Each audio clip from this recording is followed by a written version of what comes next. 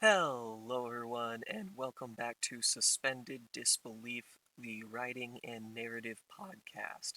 I'm back again with Tempo, and we are covering a very recently poignant topic: adapting to the times. Or, in this specific case, that means adaptations in media.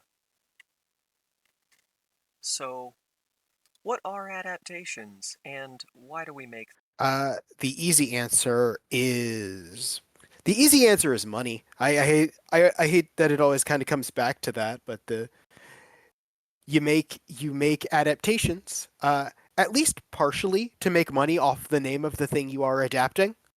It is about increasing the scope. An adaptation can increase the scope that for your audience, but ultimately you wouldn't make an adaptation if it wasn't about selling more things.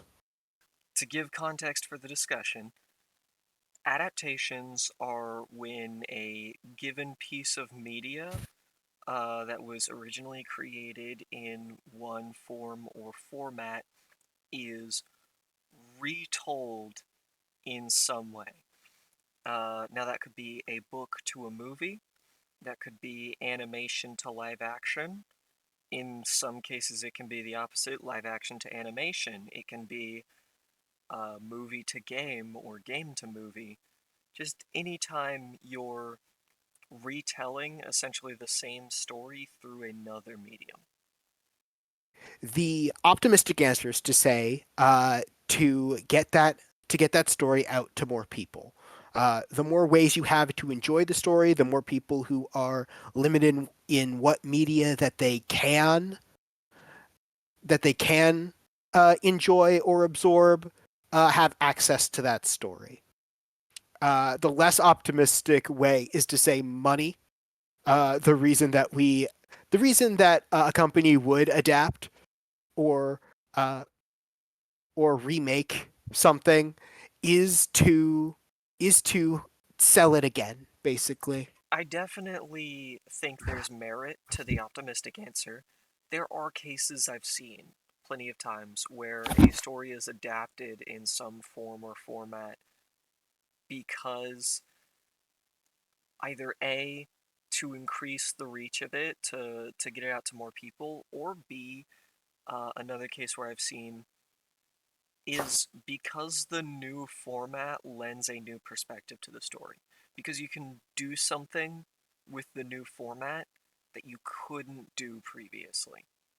Missing the point when adaptations lose the story. It's no secret that adaptations are generally viewed upon in a very negative light. The vast majority of adaptations, you could say at best, people are skeptical of them. I think more realistically, how I would describe it is that the general attitude towards them is very cynical. When an adaptation is announced, there's not a lot of hope that it's going to turn out well. The general expectation is that simply because it's an adaptation, it is more likely to be bad. I think there are ways around this. There's a certain amount of and it goes to like honestly like press and marketing, but there is a certain amount of excitement you can draw up about your adaptation if you if you sort of put the excitement for the adaptation very front and center. My mind goes to The Witcher. They had Henry Cavill out there being very excited about playing Geralt, and uh, he puts his best foot forward. People were, I recall, quite excited to see Henry Cavill play Geralt of Rivia. I think a big part of that is just Henry Cavill's general attitude. People were excited to see him play Superman, even after Man of Steel and Batman v Superman. People were still very excited about him as Superman, because he's an actor that very much loves and cares for roles and treats them with respect. And so he definitely brought that to The Witcher, but obviously that's also a big part of why he's not playing Geralt anymore. Mm-hmm. It says something when you have a performer who clearly loves and cares for and respects the work to the point where audiences are appreciative of that performer, are appreciative of that actor, and they're going to look at these projects and watch these things because he's in it, and because they know that if he's in it, there's some part of it that speaks to him. Absolutely. Uh, I was gonna say it's part of why people are so excited to see him adapt. Well, be part of an adaptation of 40K stories, because we see how much excitement he has for The Witcher, and we also see how much excitement he has for Warhammer. So we we want to see him basically do what he did with Geralt, but for I believe I believe it's going to be about Eisenhorn. No, sorry. Yeah, Eisenhorn, the Inquisitor. One of the things that really stands out there is that Henry Cavill is actually in a creative lead role for that project, whereas he wasn't for Man of Steel or The Witcher. So you're getting someone that's demonstrated that love and respect for the projects they work on, actually getting to make a lot more of those big decisions. I the most recent adaptation I've watched is the Netflix Avatar, the first episode of that, and there's a big disconnect between like what I like about Avatar and this. I think it's mostly because they seem to be trying to do something that Avatar The Last Airbender, the original series, wasn't trying to do at all. They're very clearly aiming for an older audience.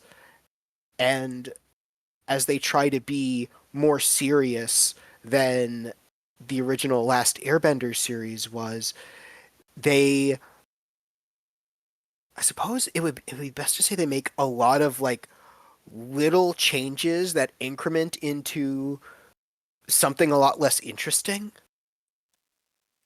That's an interesting take to me, because one of my biggest problems with that series was that, in a lot of ways, they were playing it safer than the original Avatar did, or at least with the characters. One of the big things that stuck out to me is, I say big things that stuck out to me, but it's little details that make a big story.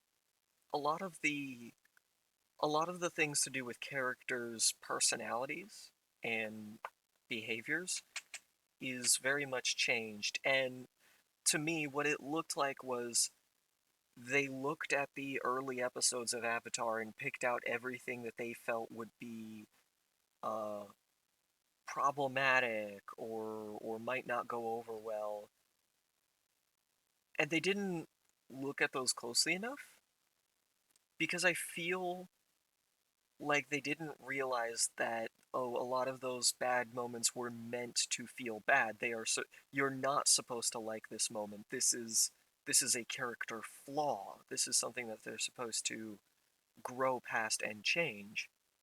Uh, the first example, of course, being Sokka.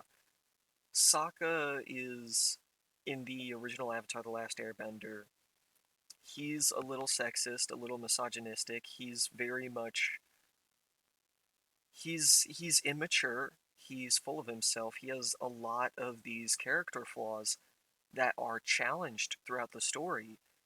And by the end of the story, he's very humble, he's very polite, he's very respectful, but he's also a lot more confident and more sure in his decisions and more capable because he had the growth that challenged those problematic beliefs and opinions and behaviors that he had. They do the same thing with Zuko. Zuko is made a lot more reasonable and kind of a person in the live action than he is in the show. And they do a kind of a reversal with Boomy. They take away a lot of Boomy's eccentricities and just make him a grouchy old man. Sokka isn't outwardly sexist for most of the series. He's only really sexist up until I would say episode like 4, when he meets the Kyoshi warriors and Suki. Um, but I'd say that Sokka having a sexist attitude, it works as a it works as a lead in to later in the season when the Northern Water Tribe is sexist. And that it's a good bit for him and he grows out of it. But when you make a little change that I know is going to affect the rest of the story. They start the series with basically a retelling of Aang's half of the Storm episode. And when he leaves the Air Temple, and they make a lot of little changes about that. It changes the characters of Aang and Monkiatsu, and also Aang has like an entire scene where he's speaking out loud about how he feels, and that's like mostly to the camera, and that just feels like poor storytelling to me.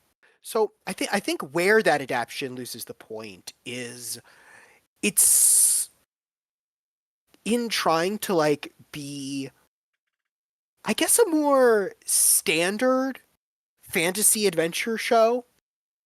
Uh, on my end, it sort of loses a lot of the subtlety that Avatar actually had. I think the earliest sign that Netflix's Avatar was kind of missing the point and trying to make this some kind of like more mature uh, fantasy adventure series is that one of the earliest scenes is something we never got in Avatar, which is like Fire Lord, I believe Sozin, burning an Earthbender alive, and I'm pretty sure we see that corpse on screen. I'm not against an adaptation deciding to ramp up the action and make things more visceral, but if you do, there's got to be a point to it. A lot of times these changes don't feel like there's a point to them, and because of that, they end up taking away rather than adding, right? If there's no purpose to the change, it's not just that it feels unnecessary, it feels like we're being robbed of what was there before in favor of something that's unnecessary. So after a certain point, when do you stop calling it an adaptation? When what was an adaptation sort of like goes basically off the rails and completely and basically starts telling its own story rather than adapting one that's already made. Like when is there like a hard line you'd say when something stops being an adaptation? I don't think so. Um, because I think as long as you're selling yourself as that story or an adaptation of that story, that's what's bringing people to it. If that's your marketing tactic, that is what is drawing people to it. That is what you're promising, right? Even if you're failing to deliver on that, failing to deliver on your promise doesn't change what the promise is. 2003's Full Metal Alchemist. At a certain point, it takes a pretty hard left turn away from the manga because it catches up, and when you catch up to the manga as an anime adaptation, you can either stall with filler, stall with pacing, or just sort of go on a new wild ride. And it chose to do that. Would you say that it stops being an adaptation at that point, or is it still an adaptation of Full Metal Alchemist? I think it was as best as it could, trying to tell the same story as the manga. And then when it passed the manga, they made the call to wrap it up in their own way. And I'm not going to fault that. I think the 2003 Full Metal Alchemist series does a fairly decent job of wrapping its story. I still prefer Brotherhood. I still think Brotherhood is better, but that's because Brotherhood knew where it was going from the start. Full Metal Alchemist 2003 didn't.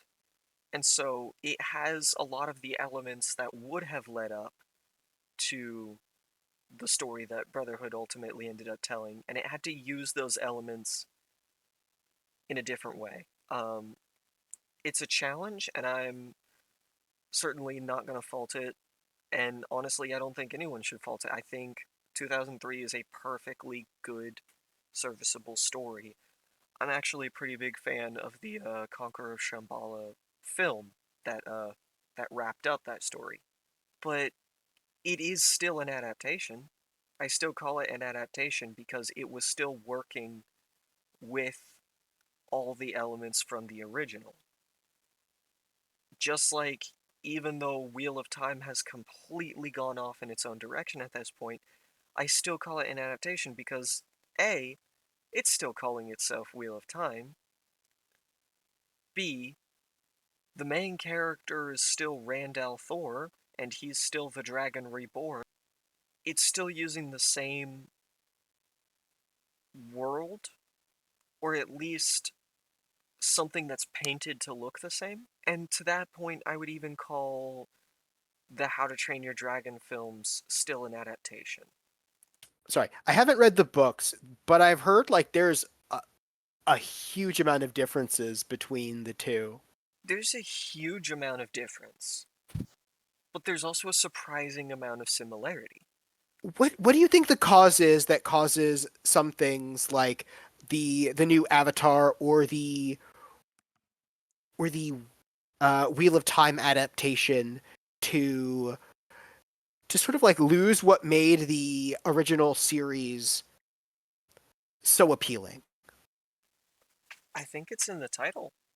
I think it is missing the point. I think what you have is that the people making the business decisions, the people funding these products and these projects, are not fans.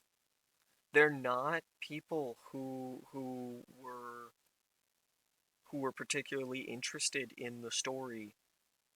They might like know of it because it's popular, or they might be interested in the amount of money that it made, but they're not people who actually like cared about that story, so they don't get it. Henry Cavill was very much admired for like the passion he had for the project, how much he cared about the story. He would go on interviews talking about playing the games and reading the books, answering questions about whether or not he was going to try and imitate Doogie Cockle's voice or go for his own thing. It told people a lot. Hey, I'm a fan. Hey, I respect this work. Hey, I want to do this right. I care about this as much as you do. But when he left, one of the statements that the studio made about him was that he was a toxic fan and that his obsession with the story holding holding the show back. To make that statement requires a level of tone deafness about the general public opinion and public reception towards this person. You could not have that level of tone deafness in regards to the community if you were engaged with that community and part of that community. A fan of Avatar: The Last Airbender, someone who watched the show, enjoyed it, really loved and cared for it, would know the significance of a lot of the little details that the live action show overlooks. A fan, and I think this is reasonable to say, of your average fan of Avatar: The Last Airbender knows that there were no men in the Southern Water Tribe, right? In the live action show, there's men in the Southern Water Tribe. It doesn't get talked about, it doesn't get addressed, it doesn't, and so in that vein, it doesn't feel like an intentional choice to put them there. It feels like an oversight.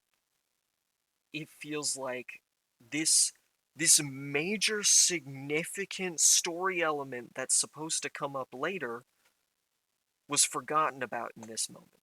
And if you're a fan of the show, like, you know how big a deal that is. You're not going to forget that. That's going to pop up, and you're immediately going to be like, oh, no, hey, we can't do that. Sokka has a whole complex about this. This is why Sokka is, like, kind of has a big head sometimes. This is why Sokka, like, has all this bravado and puffs himself up. Because it's a front. Because there was no one else around. And he had to take that role.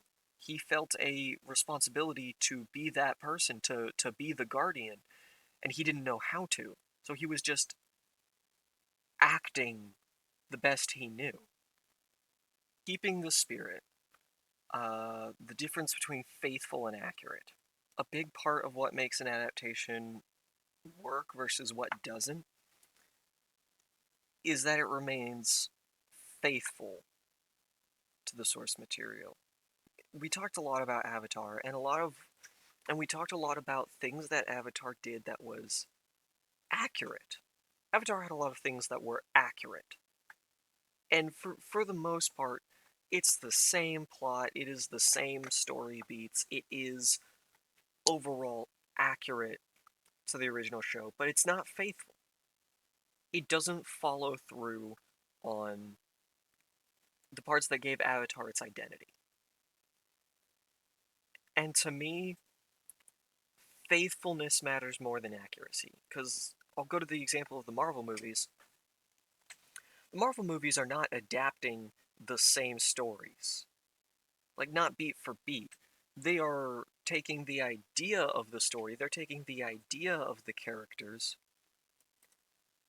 and what they're doing is they're finding the spirit of it, right? Uh, like Captain America Civil War.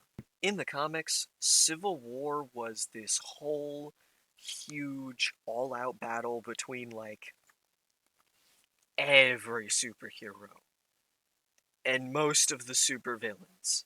It was just about every character in the comics was getting involved in that, whether they wanted it to or not. You know, Captain America Civil War, not that big, just the Avengers. So the scale of those two things is very different. But Captain America Civil War is still probably one of the best adaptations in the MCU because even though it's not accurate to the events of the Civil War comic, it is faithful to the spirit of it. At its core, Civil War was an ideological, it was a conflict of beliefs and philosophies, and they kept true to that. And even though the characters have been through different circumstances, because they had kept true to the spirit of the characters, they were able to easily justify the stances of the characters, why each character took this side, why each character felt or believed this way. and were able to do so in a way where it still felt true and honest to the character. And they even managed to do that with a character that they introduced in that movie. I'm probably going to get hate for saying this. I think Civil War was Tom Holland's best Spider-Man outing. I love No Way Home, don't get me wrong, and it is a fantastic movie. Um, and I know that a lot of the Iron Boy haters are probably gonna be like, but that movie is the whole reason he's Iron Boy because Tony gives him the suit. And it's like, yeah, Tony gives him the suit, but in that movie at least, it registers in the same way as like Tony giving Peter the Iron Spider suit in the comics whenever he's teaming up with the Avengers. It's like, okay, I'm gonna give you this gadget for this outing, and then let you go back to doing your own thing. In that movie, the way they introduce Peter, even though they never say with great power comes great responsibility, everything else about Peter's characterization in Civil War is perfect. He's awkward, he's smart, he's naive, but he's good. He cares and he's very guilt-ridden. He's a character that is guilt motivated. He does what he does because he didn't do the right thing once and he paid the price for it. That Peter feels the most like Spider-Man that Tom Holland's Peter Parker ever has felt like. So, Captain America Civil War is one of those cases where I actually very much like this adaptation better. I did not care for the Civil War like event. Um, it has been forever since I read it, so I couldn't give you the insane details. I just know that I don't like this. Uh, but the honestly, I feel like it did what when I describe Civil War in the comics, I feel like at least for Captain America and Iron Man, it did better. The general idea of Civil War is that superheroes need to be held accountable, they need to take responsibility, and it becomes probably like a core argument that Captain America and Iron Man sort of have as characters, not like a literal one that they have, just like their philosophies of like freedom versus security, which is always an important question to ask. Um, and you have Captain America on the side of freedom, and you have Iron Man on the side of security. Um, and in the center, you sort of have Peter, in the comics at least, because Peter represents responsibility, and initially it's very easy for Iron Man to sway Peter to his side, but then of course like the overactivity of Iron Man's security just sort of skeeves the hell out of Peter. In the Civil War comic book, they do way worse than just like try to capture the Winter Soldier. Iron Man is imprisoning superheroes who do not agree with the Registration Act in another dimension. He is making a clone of Thor to be his muscle, a clone that he made without Thor's knowledge, consent, or permission. And he just keeps and people that he's worked with, friends of his, or at the very least friends of friends, are dying because of the choices that Tony is making. So Spider-Man has to reject him. Responsibility moves over to stopping like security from becoming tyranny. And like that's the idealistic bit, but like Civil War, I don't recall being a very well written comic. But the Civil War movie, it's the same core argument, uh, making sure that we are held responsible. Uh, we we want to be safe, but Captain America arguing for their freedom. Uh, because he just went through a whole thing where an overseeing part of his, well, like the organization that sent him on missions and told him what to do, turns out it was controlled by Hydra. That's not great. He's not in the mood to be under anybody's thumb. The general gist of it is the things that work well when adapting is when you keep the spirit of it. I find more people care about the aspects of a story that connected with them, the aspects of the story that made the story matter, than they do about the literal events of it. The new Dune has been on my mind recently.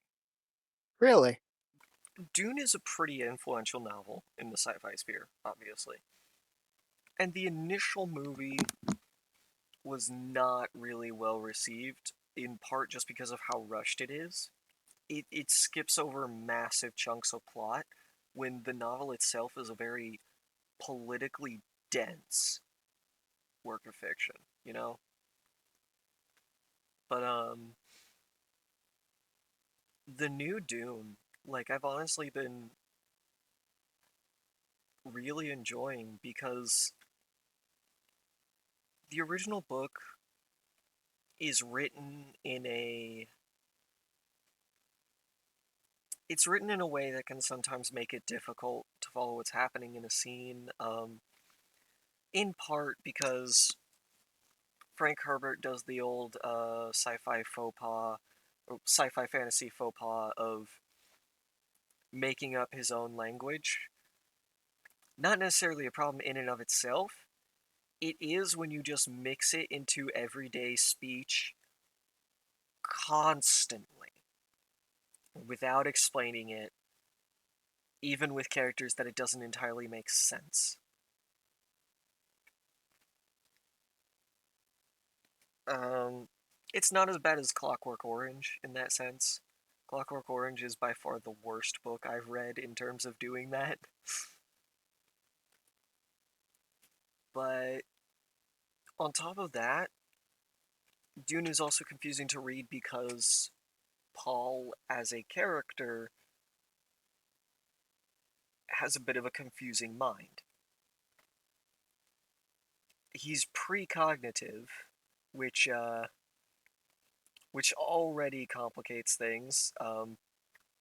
And there are a lot of scenes that focus on his dreams, and they don't always initially state that it's a dream. Um, so there's a lot of scenes where there's some weird stuff happening, and it takes you a bit to realize, oh, this is Paul having a dream. And then later on in the book, you kind of realize, oh, these dreams are visions, because you start seeing some of the things from his dreams happen. But they don't happen the way you expect them to, which is one of the things the story and the film, I feel, does well. Or films, I should say, because it's at this moment two parts. They're working on more still. Uh, but what makes for a confusing read is actually translated very, very well into a pretty interesting watch.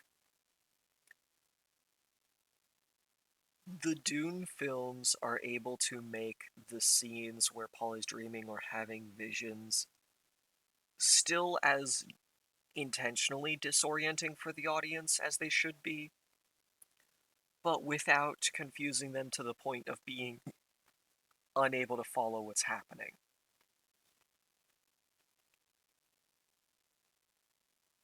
And another thing the films do better, I would say, is there's a lot of important details throughout Dune. There's a lot of important details, and they're hard to follow. The movies have a way of getting the things that are going to be important to stick with you.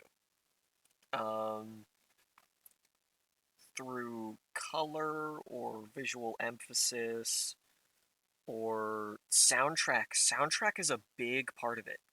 Um, there's a scene comparison I saw that I'm in love with, where it's a reading of the Gom Jabbar scene from the book, followed by a clip of the scene from the original Dune film, followed by that same scene done in the modern Dune films. And the original reading of the book is entirely narration, no dialogue spoken, but it's narration that does like narrate Paul's thoughts. Um, Not as quotations, but just as like, oh, Paul was thinking this, Paul was thinking that, blank popped into Paul's head, you know? Um, so you were getting a look into Paul's thoughts, like you knew exactly what he was thinking in that moment in the book.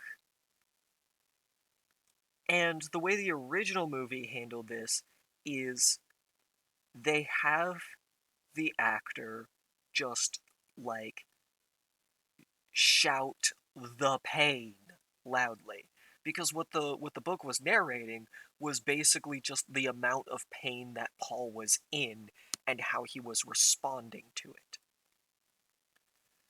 And in the original movie, they have Paul just shout the pain and like shake violently and but like clutch his arm and keep it in the box to show that, oh, like he's enduring the pain. Mhm. I want to give major props to the actor for Paul in the in the modern films. Huge props to that actor because first off, again, just like in the book, no dialogue is spoken. So they've remained accurate in that sense, right? But Mhm. they use that to their strength because they use the sound design to set the tone to the scene, right? The music at first, it almost reminds me of the Joker's theme from The Dark Knight. It feels like a kind of like low screech, like almost like nails on chalkboard. It's unsettling and uncomfortable. And as it slowly ramps up, Timothy Chalamet, that's his name. Um, as it slowly ramps up, Timothy Chalamet, like he does like a little twitch at first, and it's like I've done that before. When I was in pain, like little twitch, and then like try and chuckle to like laugh it off, or like, oh, it's not so bad. If I tell myself it isn't that bad, it won't be that bad. Um, and it's like the sound design is accompanying what Timothy Chalamet is doing, because at first he just does like the little twitch, the like kind of chuckle to try and relieve it, and then like a little bit more of a gasp as it gets worse, and you see it start as like discomfort, right? And the discomfort edges up into pain until he seems like he's about to make like some kind of guttural noise, and he cuts himself off before doing it, and he like shuts his mouth, and at that point he's like physically shaking, not like violently shaking like the guy in the original movie was, but he's like quivering, and it's like, okay, this is the moment where the pain has become unbearable. He can't endure it, but then he stills for a moment, like sets his jaw and looks up and glares at the Reverend Mother. And like right as he does that, the main theme of the film like kicks in, and is how the main theme has that like vocal portion to it, that like kicks in right there and overtakes that like uncomfortable sound that was happening before. And Timothy Chalamet is like red in the face, veins bulging at this moment, but he's not shaking anymore. He's perfectly still and he's staring her in the eye, defiantly, and it's like, okay, he is still in excruciating pain, and but he has at this point gone complete screw you, I'm not giving in. It's so good because in the previous scene, it's like, oh yeah, he was in pain, but he got through it. In this one, he didn't just endure the pain, he overcame it. And it's that look of defiance mixed with the sound coming in that no words are spoken, but you immediately understand that the spite energy is stronger than the unbelievable agony that he is still currently going through.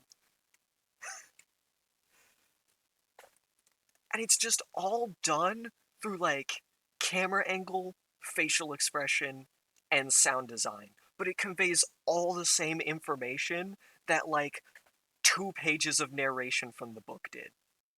So let me tell you the fun I just had is that during your description, I managed to find the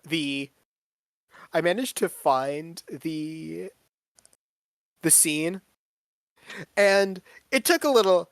And watching that, I'd skip back and forth a little bit. It's not a perfect one to one, but you described the scene perfectly to go along with the scene itself. Like that's why I call this like keeping the spirit, is because you can love something and not necessarily understand it.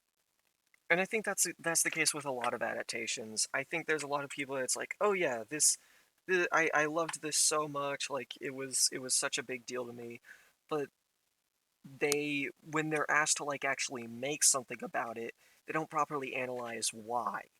You need to love something enough for it to mean something to you.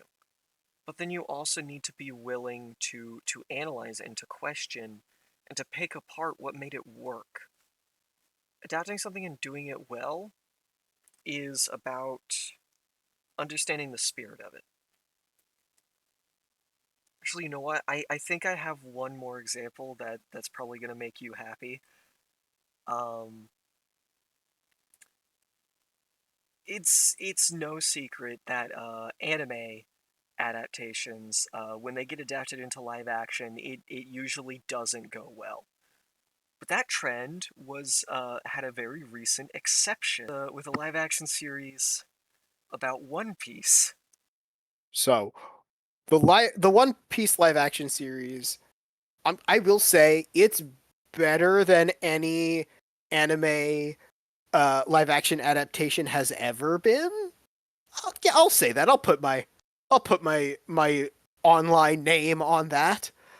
Uh, but there are bits that I don't agree with, but I honestly feel it's like you say, I feel like there is a lot of care about the in this. The cast, much like Henry Cavill, are clearly very excited to make it, and like a couple of the the actor for Nami is apparently a very big fan of One Piece herself. And the showrunner at the time, I believe it's Matt Owens, he very clearly like knows what's up. They managed to get the actors for Buggy and Mihawk on stage together, uh, and while letting them, and they let them stage argue for a little bit, and the showrunner pulls out a cross guild reference, which is there. So when your showrunner is current in the manga of the series he's adapting, it's a good thing. Definitely an encouraging sign because it means that they bothered to read all the way up to current. If they weren't already a fan, they became a fan for it. Yeah, that and they've been I think they've been doing a great job keeping interest alive with I believe darn it, I don't remember the actor's name. The actor for Usopp is actually just like a perfect spokesperson, not only because of the character he plays, but he's actually incredibly charismatic. And for inside, like for the stuff that is in the story, there's some things that don't work either aesthetically or things I disagree with uh story wise. I don't think that they should have used Garp this early. I can Well, see you know what? They could have used Garp this early, but I don't. you don't think they They should have probably shouldn't have had revealed him who meet he was. Luffy. Yeah, they probably shouldn't have revealed. Uh, I don't think he should have met Luffy personally. Overall, even if some events are a little switched around or abridged, it still feels faithful because it maintains the spirit of One Piece. Oh, and apparently there are a lot of things a lot of like adaptations say, "Ooh, we're working closely with the author." Oda does seem to, at least at the initial stages, been very clear about like what he wants out of the adaptation, and apparently they listened, and that's great because uh probably the most prominent thing is he's explicitly stated, don't do romance among the Straw Hats. That's not a thing. Don't try to do some sort of like uh romance or love triangle in this series. That's not what One Piece is about.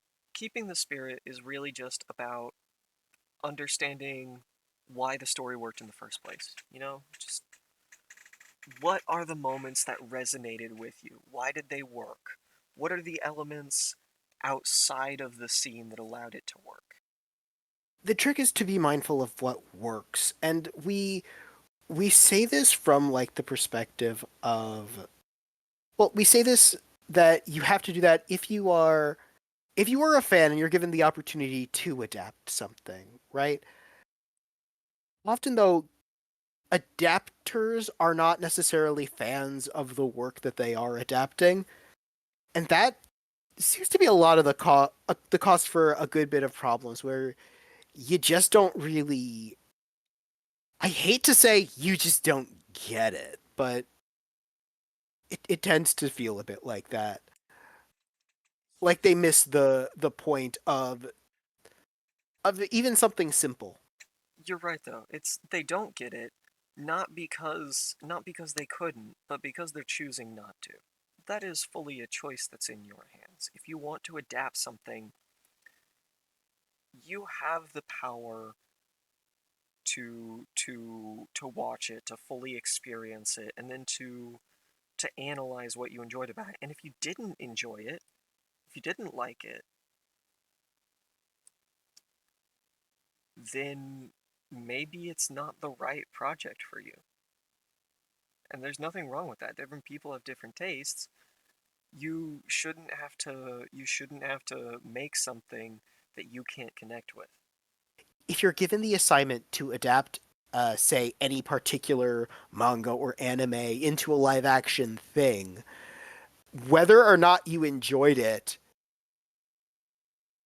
you're there's a paycheck on the line for it. Well, in that instance, I would say if you can't connect with it, find someone who can. Consult an expert, right?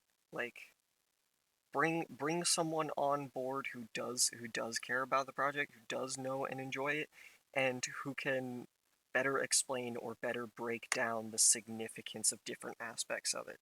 Thank you very much for listening in. Again, I am Flash Fire, uh, and this is Tempo. Uh, if you are interested in supporting me or my future works, I am also an author. I wrote the Max Speed series, and you can find my books at bookworm.com. That is BUCHWYRM.com. You can also check out the Max Speed books on Amazon. Uh, Please remember to like, comment, and subscribe, and I hope you all have a wonderful rest of your day.